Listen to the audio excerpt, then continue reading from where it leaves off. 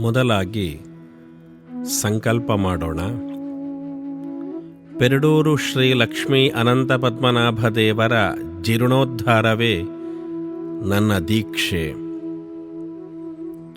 ಜಪಾರಂಭದ ಮೊದಲು ಬೆಳಗ್ಗೆ ಮತ್ತು ಸಂಜೆ ಸ್ನಾನಾನಂತರ ಶ್ರೀದೇವರ ಗೋಪೀಗಂಧವನ್ನು ಹಣೆಗೆ ಹಚ್ಚಿಕೊಳ್ಳಬೇಕು.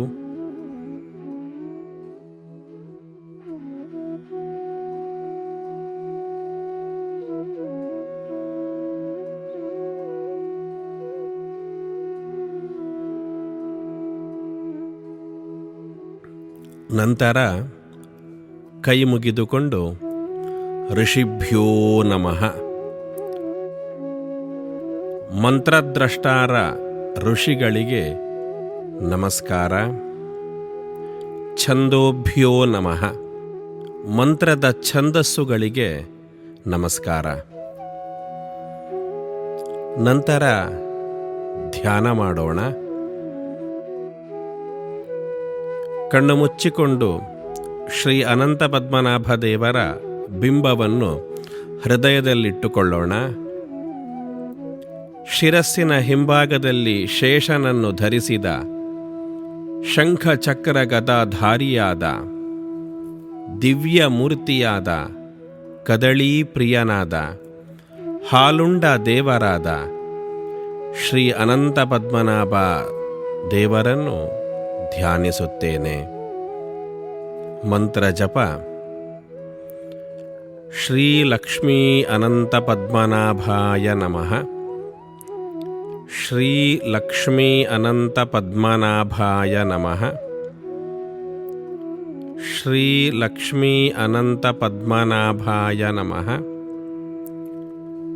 ಶ್ರೀ ಲಕ್ಷ್ಮೀ ಅನಂತ ಪದ್ಮನಾಭಾಯ ನಮಃ.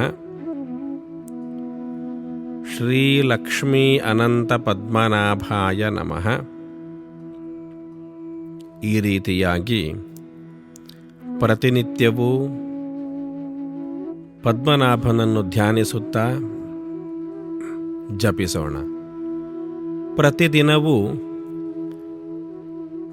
ಈ ಮಂತ್ರವನ್ನು ಜಪಿಸಿದ ನಂತರ ಜಪ ಸಂಖ್ಯೆಯನ್ನು ಹಿಂಭಾಗದಲ್ಲಿರುವ ಕೋಷ್ಟಕದಲ್ಲಿ ಬರೆದಿಟ್ಟುಕೊಳ್ಳಬೇಕು.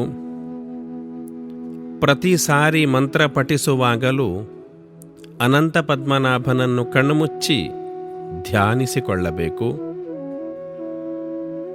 ಮೈಲಿಗೆಗಳು, ಅಶೌಚ ಬಂದಾಗ ಶುದ್ಧಿಯಾಗುವ ತನಕ ಈ ಜಪ ಮಾಡುವುದು ಬೇಡ. 48 ದಿವಸಕ್ಕೆ ಈ ಮಂತ್ರ ಒಂದು ಆವೃತ್ತಿ, ಒಂದು ಮಂಡಲ ಮುಗಿಯುತ್ತದೆ. ನಂತರ ಮತ್ತೆ ಪುನಃ ಜಪ ಆರಂಭ ಮಾಡೋಣ.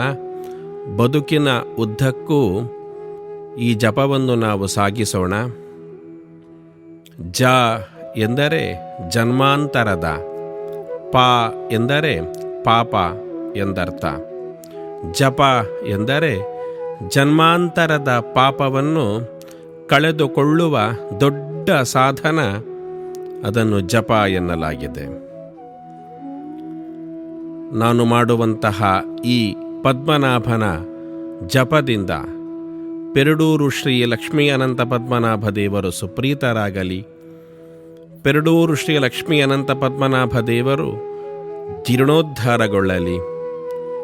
ನಮ್ಮೆಲ್ಲ ಇಷ್ಟಾರ್ಥಗಳನ್ನು ಕರುಣಿಸಲಿ. ಲೋಕಕ್ಕೂ ಹಿತವನ್ನುಂಟು ಮಾಡಲಿ. ಸರ್ವರಿಗೂ ಒಳಿತಾಗಲಿ. ಶ್ರೀಕೃಷ್ಣಾರ್ಪಣಮಸ್ತು.